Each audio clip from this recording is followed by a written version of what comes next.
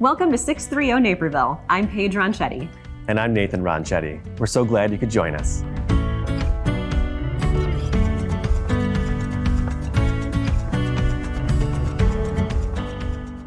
We've got a fantastic lineup today. James Bernicky is back in studio with another edition of Legally Speaking. We explore some cozy reads with Becky Anderson. Katie Wood takes us around downtown. And Chris Grano explores another restaurant with Naper Bites. But first, I sit down with Naperville Police Chief Jason Arres to talk about keeping safe this holiday season.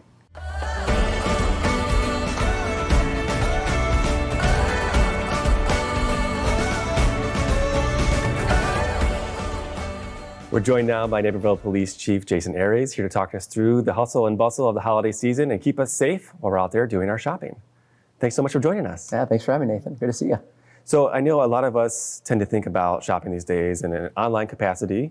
It's convenient, it's easy, I can kind of go through my list and I've got my stuff done, but I've got to be a little wary sometimes in my approach in that. You do, and I'd say in the holiday season in general, you got to be a little wary, where we're so busy with the hustle and bustle going on of getting ready, family time, all that stuff, that it's easy to let your guard down. Now, in the online nature, there's some tips I can give you that really will help keep you safe when you're online. Number one, you really want to make sure you're on secure websites, something you know of and is common out there. Number two, you want to have your antivirus software up to date, and you want to have strong passwords. So let's not make it like Nathan123 as like the password. And then your credit card statements, however you're paying for your items online, don't wait for the bill at the end of the month. Log into the account online and make sure there aren't any charges that don't look familiar to you on that statement. The second half of that is we've made our purchase, we're so excited, things are coming, but packages coming to the door, that's another opportunity for staying safe and secure. Yeah, we call them porch pirates are out there driving neighborhoods looking for people's stuff, and it's an easy win for them if you leave your things out there too long. Yeah. So, some quick, easy tips on that is if you order a package, it's getting delivered, you're not going to be home that day, set up an alternate place for it to be delivered, whether that's a family member's house, have it delivered to your work, or there's all those smart lockers out there. Those are great ideas. You can leave special instructions to the delivery drivers like, hey, could you put the package here for me so no one finds it, or track it. Track it online. If you see it get dropped off and you hadn't made it home yet from whatever you're doing, maybe you give that neighbor a call like, hey, could you go grab my package for me and I'll come pick it up when I get back. Real easy, simple things to make sure that those valuables and those great gifts you're buying for everyone don't get stolen from under your nose. Yeah. And then in the mall or, shopping in person is still a big part of a lot of our shopping lists. It's a big part of how I shop as well. And so I do find sometimes it can be a little overwhelming, especially in the holiday season. It gets much more busy. So how can I stay safe when I'm in person and doing that shopping? Yeah, it starts with like everything. Be vigilant and aware of your surroundings, right? It's easy. All of us seem to have our faces buried in our phones. So when you're walking out of a store, don't have your face buried in your phone. Be walking around, see what's going on around you, your surroundings. And then if you're going to hit multiple stores, which you said you like being out shopping, so do I. So it's usually going to be a couple stores that I hit. So when you buy something, rather than putting it in the back seat of your car, so the items are out there and very easy for someone to see and then potentially victimize you, use your trunk. And then, you and I have talked about this a lot in general. Lock it or lose it. Make sure you lock your vehicle. If you keep your car unlocked, that makes you such an easy target to have those valuables taken from you. And then lastly, see something, say something, right? When you're walking, because our heads aren't going to be in our phones, we're going to be up looking around. If you see something suspicious or someone looking in vehicles, call 911. Let us come out there, let us look into it and make sure that everything's okay. And if it's not, we'll address that as well. Excellent. Thanks so much for these tips. They're great for the holiday season and for every season as well. Yeah, thanks. Happy holidays to you and yours. Up next, I sit down with James Bernicky for another edition of Legally Speaking. I learn so much when he's on.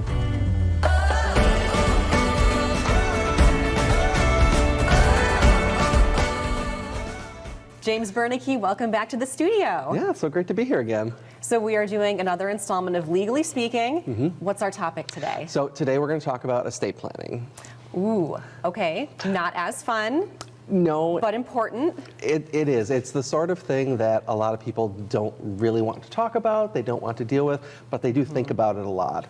And my advice to people is talk to someone about it, talk to your attorney, bring in your financial planner and your accountant, and have that discussion and just get it off your checklist. Because people tend to put it off a lot, but once they are done with it, many of them often say, oh, what a relief. The weight is off my shoulders. I don't have to think about this or worry about this anymore. It's, if something were to happen, it's taken care of. So, though not fun, the relief at the end is usually a good thing for people. Oh yes, great peace of mind when it's all taken care of. Absolutely, yes. Okay, so are we doing our usual truth versus myth? We are doing truth and myth, so I will ask you and you tell me what you think. Oh gosh, okay. All right, so first one, we get this a lot. My kids are going off to college, but they're too young to worry about any kind of estate planning. They're good, they don't have anything. Oh gosh, my gut says like, what would they even have at that age? But I don't know. I don't know this one, James. This one's an interesting one because you're kind of on the right path. A full-blown estate plan might not be the right fit, but there are a lot of kids in college who, may hurt themselves, may get in a little accident or something like that, and having a power of attorney for them on file, a lot of schools will actually let you put it on file so that, something happens. Again, these are not fun subjects, but if something were to happen and your kid gets knocked out cold, they know exactly who to contact, they know who's in charge, who makes the decisions, and it just really kind of can move the process along because people are already going to be freaked out. So that, at least they know, okay, this is the person we call to make all the decisions, we'll notify them. So it's a smaller version of an estate plan, but once you get to be 18, then you can make your decisions for yourselves. But if you're unavailable, incapacitated somehow, you should designate someone to help you out and make those decisions for you. So, yes and no. Okay, perfect. Not wrong, but yes. But not all the way right. Right. So, the next question that I get a lot is, people will say, I don't need an estate plan. Everybody's on board. If something happens to me, my kids will go to my sister, and my brother, he's a realtor. He knows how to sell the house, and we've got everything decided amongst ourselves, so we're good. We don't need an estate plan. Oh, that is a myth. That is not how it works. That is absolutely a myth, and it's unfortunate because if you do want that, you've got to put it down on paper. You've got to do it the right way, because if there's any kind of dispute, or if you do go to sell the house and someone, the title company or the buyers or whoever say, what's your authority to sell this house? You're going to need those legal documents. And probate is where you'd have to go. And probate court, I will tell you, is long and expensive and stressful. And it puts a hold on everything that you might want to do and wrap up. It just kind of extends what's already a sad process. And honestly, going to probate is usually more expensive than doing an estate plan. So people think they're saving money, and they're really not. Yeah. So if there's no agreement in place, you're going to go to probate, and the court's going to decide. And it may not be what you want. It may not be what you and your sister decided. They may say, no, it's going to go, they're going to go elsewhere or something. So if it's something you want, get it in writing, get it done right, and make sure that it's put down on paper. Absolutely. Yes. All right. So the next query I get a lot is, I found a will online, I printed it off, I signed it, all this estate planning stuff, it's one size fits all, I'm good. Oh, no, I don't think that's accurate either. Alas, it is not. There's so many different estate planning options. Some people do need a simple will, some need a trust. There are things called toadies that you can attach to properties. There's different things. No one's the same. Some people have second marriages and have stepkids. Some people have businesses. Some people have multiple properties. Some people have annuities. Some have retirement accounts. There's all these different things that an estate plan is going to take into consideration and build everything around your particular situation. Because you want to make sure that if something does happen to you, that everything is already all laid out.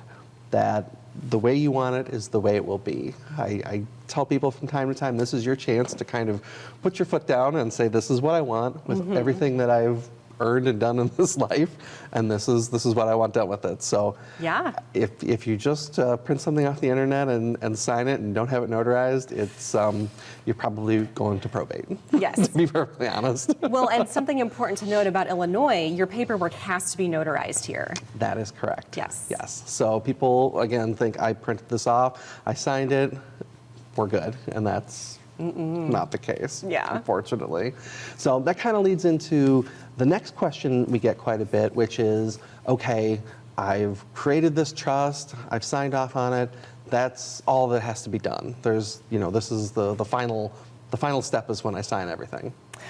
No, and I actually, didn't Michael Jackson do something about this where he did the paperwork but then stopped? That is correct. He hired attorneys, they made a beautiful trust for him, but then he didn't transfer his property and his assets into there, so it's essentially a useless piece of paper. Oh. And that's where a lot of fighting over his estate came in, because everyone laid claim to it and the trust didn't own anything, so it had to go to probate, and that was terrible. And there's a lot of good celebrity mistakes that we can perhaps learn from.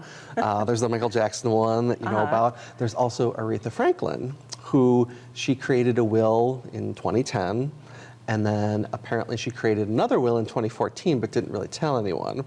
So after she passed, they began going forward on this 2010 estate plan, and then they came to find her second 2014 will in her couch cushions. And the later will revoked the previous will, and they went with the second will. Wow. But if it had been thrown away in the trash, no one would have ever known. So I do tell people, when you do your estate plan, you don't necessarily have to tell people exactly what's in it, but at least give them a hint as to where it would be if something were to happen. Because, I mean, Aretha Franklin's the tip of the iceberg, but there are many tales of years later people would find a will that they didn't know existed from their grandmother or something. Yeah. And there's a point in time where it's too late. Everything's kind of been wrapped up, even if this will says something different. So, put it in your safety deposit box.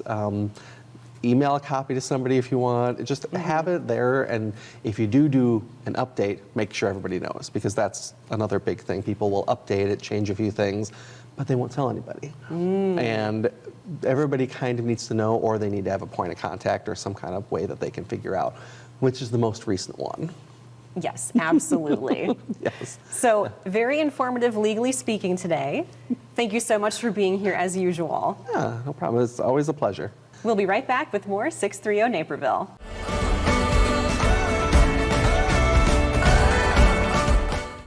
Downtown Naperville is the destination of choice to shop, dine, stay, and explore. With a delightful mix of more than 100 shops, from the nationally known to family-owned favorites. Plus, over 50 restaurants catering to every taste. And Hotel Indigo, located right on the Riverwalk. From serene spas to exciting events, there's something for everyone to enjoy. So come explore downtown Naperville. Stay in the know, at home, or on the go with the NCTV 17 News Update. This quick recap of everything happening in and around town will be delivered straight to your email inbox for free. Sign up today. November is National Novel Writing Month. I don't know if I have time to write an entire novel. Well, let's celebrate by reading some. Becky Anderson from Anderson's Bookshop has some cozy reading recommendations for us.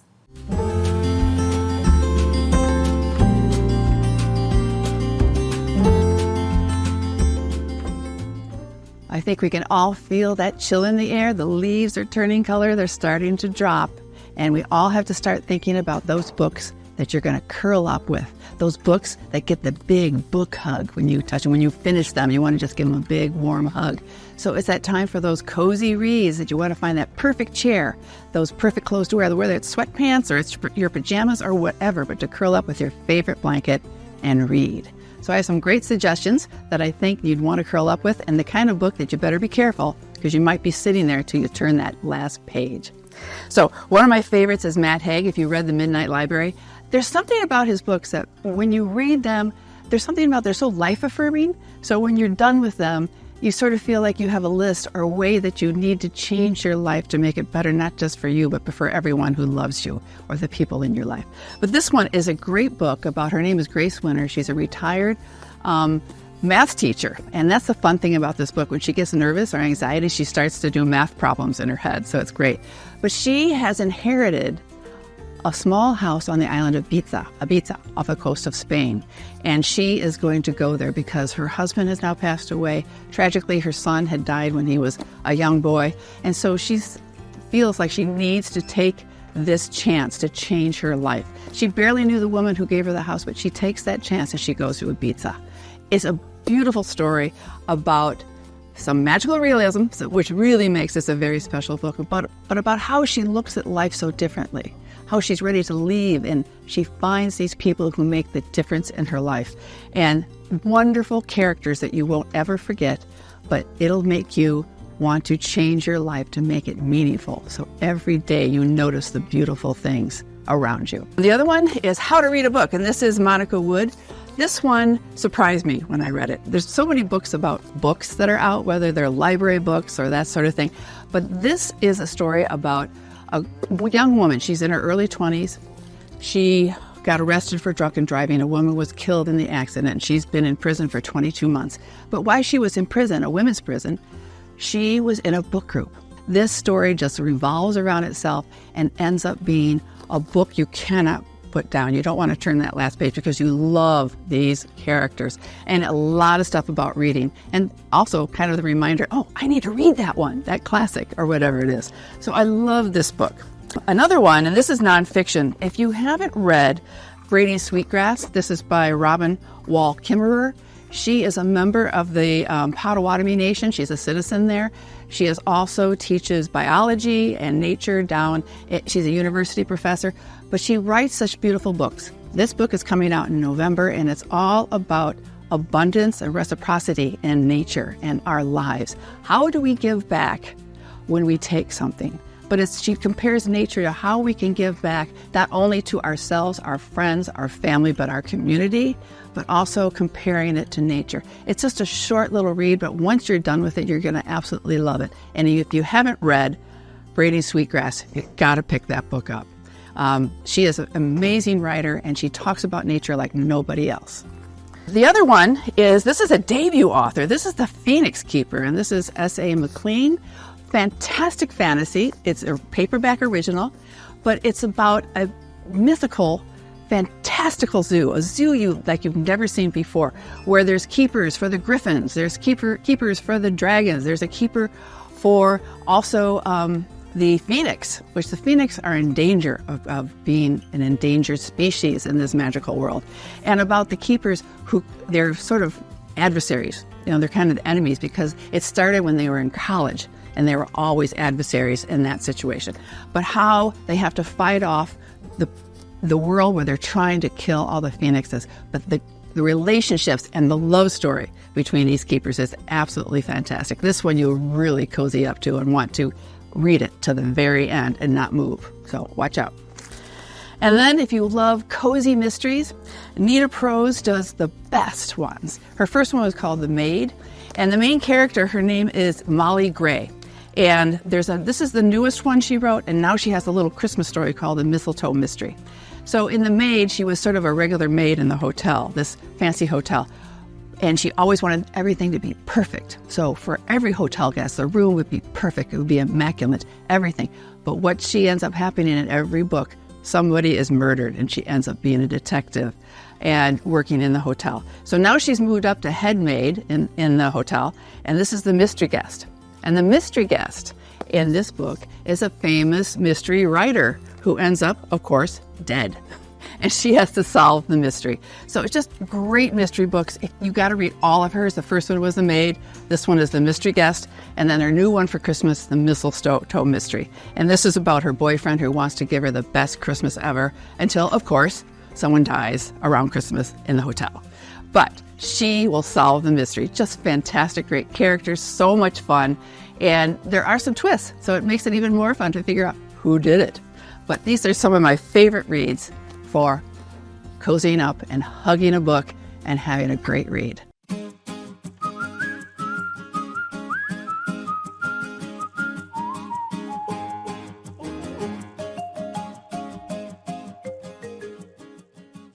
There are so many places you know and love in downtown Naperville. Today we're here to shine the spotlight on one of the most fun places you'll come to.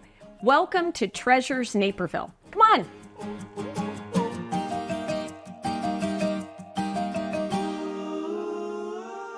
Mike, they call you Mr. Treasures. Tell us why playing games is important for your brain health. Well, your brain is something that definitely needs some stimulation sometimes. So I would say playing a game with family and friends actually is a wonderful thing to do to get away from being hooked on devices, watching screens. It helps out so much to just be able to unplug and enjoy some of the finer nuances that don't need technology. So for example, like this one right here, this really gets your creative side going. This is called the How I Survived game. I love playing this game with my kids. This one, it's like you'll have a weird scenario that you've got to escape from or survive, and you'll grab 3 chips on a table. Like let's say you are in a pool that's filled with sharks with laser beams on their head, and you have a mirror, some chewing gum, and What do you do? a pogo Yeah. stick. Yes, so you've got to figure out how to use those 3 items in under a minute, tell a story completely. This is one of my absolute favorites. That's great. Good for getting kids going on And off just the creative devices, side. like Yes. you said, off devices. And so playing games with families or with couples or with friends, why is that an important thing? What do you try to tell your customers? Honestly, I like the idea of being social. You're actually talking to another person. You're developing your social skills. You are, even creating memories that actually last a long time. Some of my best memories are actually just playing board games. My brother and I used to play Axis and Allies when we were younger. We had a lot of different board games.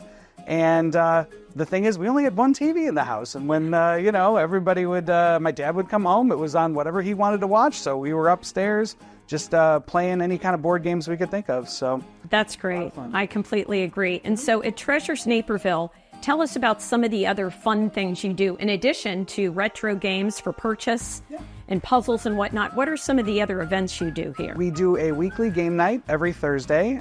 Usually we get about 40 people in for that. It's a lot of fun. It's free. You can bring games if you want to. We have a large collection of games to play. It's very easy, very fun, no pressure to stay late, but it always seems to go late because we're having such a good time. Fridays we do a kids drop-off night. So the idea is we'll play like a small dungeon crawler or a little D&D style game with the kids while parents can go out to dinner, as there are so many places to eat around here. And so yeah, that's a really great thing great. for us to have. Yeah. What ages do you do that family drop-off? What ages of the children? 8 years ideally? old to 11. Okay, We want to have a simple concept of reading. A lot of the cards that they might play or some of the games that they play have some dialogue to be read. So we want that to happen. So. That's great.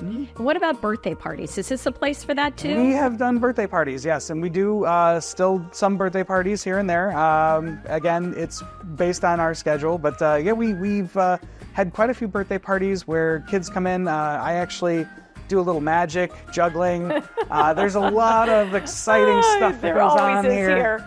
So why don't we play a game? Can we play one of these? Sure, why don't we go ahead and We'll play one of these, okay? What's the point? A cactus-themed card game. These are such games I've not heard of. I'm in the era of Monopoly and Parcheesi Yeah. and Scrabble and things like that. Well, those are all great games. And Games have come a long yes, way. they do release about 5,000 different games a year. What? So yeah, there 5,000 games get Wow. published easily a year. So what we're going to do is we're each going to get about 7 cards. All right. There we go. What you're doing is you're looking for 3 of a kind of any particular cactus. Okay.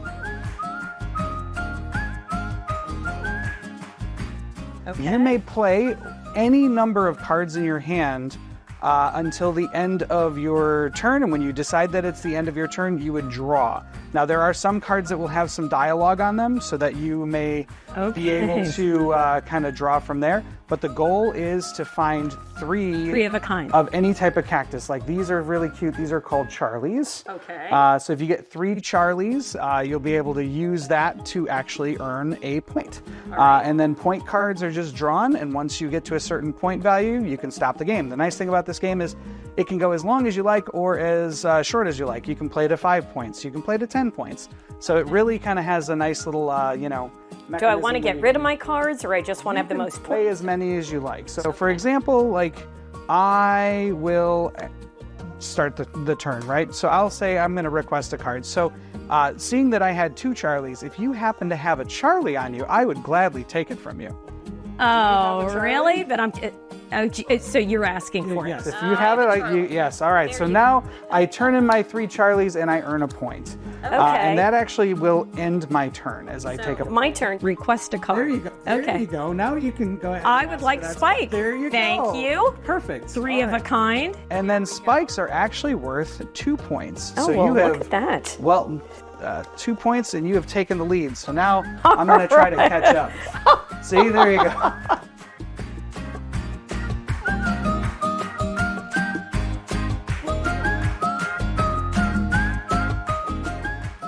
We're going to keep playing this game. We're not done with this. But thank you for joining us downtown Naperville and at Treasures Naperville, where there is nothing but fun. Thank you, Mike. Thank you. After the break, explore another restaurant with Naper Bites. Stay tuned for more. 630 Naperville. Naperville Crime Stoppers. Yes, I'd like to report some suspicious activity in my neighborhood. How does this work? Yes, thanks for calling. Your call is anonymous, and I'll not ask for your name. Instead, you'll be identified by tip number. In a few weeks, call back with the tip number you received, and I will let you know the status of your tip. If an arrest is made, you could receive a reward up to $1,000. How do I get the reward money if you don't know who I am? Well, when you call back, we set up a time and a place to drop the money. You will be safe, and nobody will know you gave Crime Stoppers a tip. Okay, well, here's what's going on.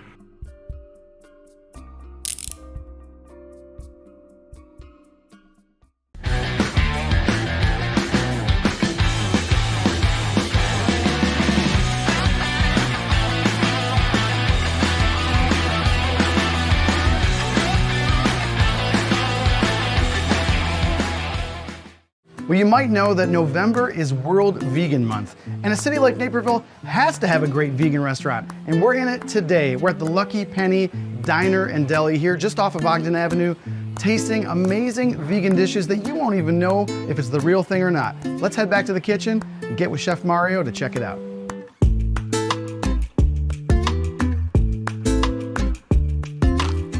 All right, we're here at the Lucky Penny Diner and Deli with Mario. Mario, thanks for having us with you, man. To make it. What are you gonna make for us today? You know, made for you frittata, vegan frittata, and chilaquiles vegan too. All vegan, right? Yeah, all vegan. I love it. I love it. Well, let's do it.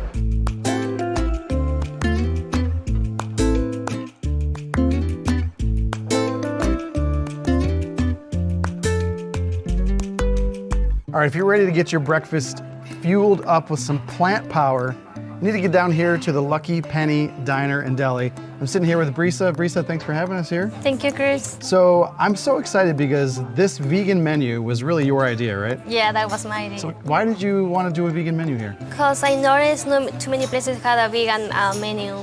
And I noticed also some people are allergic to eggs and dairy, so they had more options to eat. Exactly, right? When you go to a restaurant, a lot of times you see just a couple of items. Yeah, only like 2. But you've got the entire menu here. I mean, this is amazing. The options here are incredible. So today, what are the 2 dishes we have? We got the West Coast frittata and the chilaquiles. All right, so I'm gonna start out with the West Coast frittata.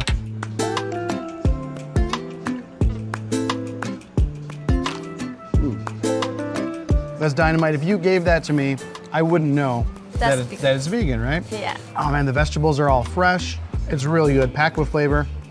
That's excellent. All right, so traditional Mexican dish, right? Yeah. Chilaquiles. So tell me about what's in here. We got the pico de gallo, the vegan sour cream, and the vegan cheese. And of course, the vegan eggs. So vegan eggs, everything's vegan. You can eat it, you can love it. And again, big. I mean, look how big this plate is. This is like, look at this little pillow of eggs I can just lay down on. So good. All right, let's try these out.